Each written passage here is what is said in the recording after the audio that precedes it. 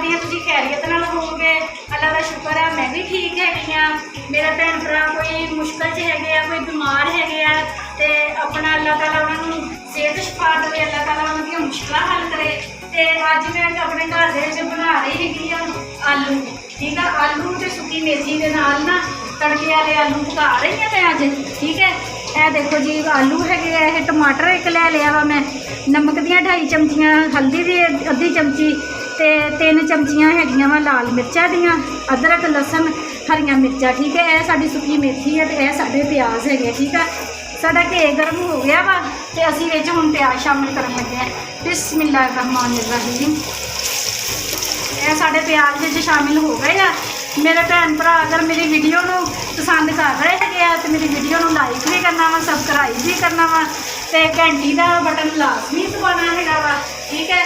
तो अगर तुसीं मेरे वीडियो नूं ज़्यादा पसंद कर रहे अपने भैन भरावां नूं, अपने रिश्तेदारां नूं भी शेयर करो, तो मेरे बारे दसो, तो मैनूं तुहाडे प्यार की, तुहाडी सपोर्ट की जरूरत हैगी आ, ठीक है ना।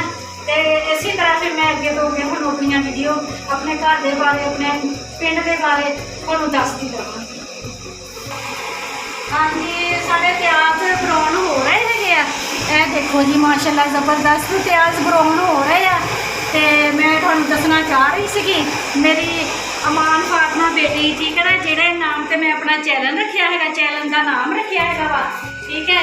तो वह ना अज ट्यूशन नहीं जा रही सी, कह रही सी मैं छुट्टी करनी हैगी आ।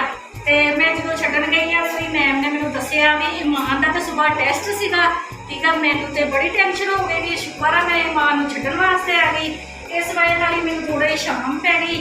मैं तो अपना खाना ऊपर छत पर बनाती होंगी, इसलिए तो मैं किचन च बना रही हूँ, इसलिए मैनूं लेट हो गया। मैं छत पर खाना बनाती हाँ ना, तो हुण मैं नीचे बना रही हूँ खाना। अगर तुहाडे भैन भरावां दे घरां दे विच भी लाजमी इस तरह के बच्चे होंदे आ जिहड़े डंडी मारते हैगे आ भी सानूं छुट्टी हो जाए, स्कूलों अरबी हो ट्यूशनों छुट्टी हो जाए, तो अगर तुहाडे घर दे विच भी इस तरह के बच्चे हैगे तो मैनूं कमेंट करके लाजमी दसना हैगा वा, ठीक है ना। मेरी अमान फातिमा बेटी बहुत लाडली हैगी आ, माशाअल्लाह बड़ियां किस्मतां वाली हैगी आ मेरी अमान फातिमा बेटी, है ना। अल्लाह ताला ने मैनूं बहुत दिता, अल्लाह दा लख शुक्र है। साढ़े प्याज ब्राउन हो गए हैं, ठीक है। यह देखो माशाल्लाह ज़बरदस्त प्याज ब्राउन हो गए हैं। तो मैं हुण विच मसाला शामिल करन लगी हाँ। बिस्मिल्लाहिर्रहमानिर्रहीम। असीं अज बना रहे हैं मसाले वाले आलू, ठीक है। यह देखो जी माशाल्लाह माशाल्लाह साडा मसाला भुज रहा है वा। हाँ जी, इसका टेस्ट लेके आना वा ना, तो मसाले को अच्छी तरह भुनो।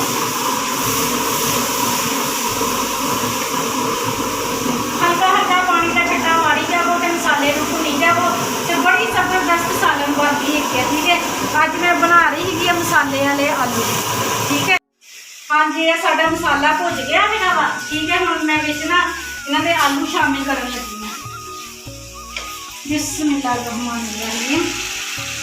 मसाले वाले आलू मेरे बच्चे बहुत शौक नाल खांदे हैगे आ, ते बहुत मज़ेदार बनते हैं। जो सालन तैयार हो जाता ना, विच हल्की जी सुक्की मेथी शामिल कर दी दी है, तो वो ना फिर बहुत ज़बरदस्त बनते हैं, ठीक है।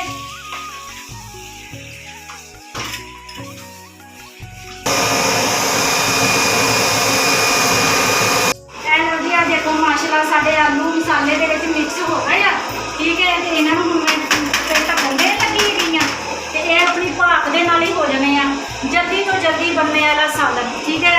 अज मैनूं लेट हो गया सी, इसलिए मैं आलू तड़क लगी। हाँ जी, यह देखो जी साडा सालन तैयार हो गया वा, जबरदस्त माशाल्लाह खुशबुआं आ रही वा। यह देखो जी ये साडे आलू मसाले वाले तैयार हो गए हैं।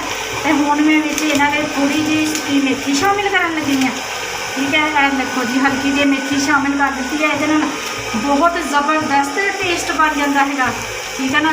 मेरे तरीके नाल बनाए हुए आलू मसाला बना के ते खा के देखना, इंशाल्लाह तुहानूं जरूर मज़ा आएगा, ठीक है ना।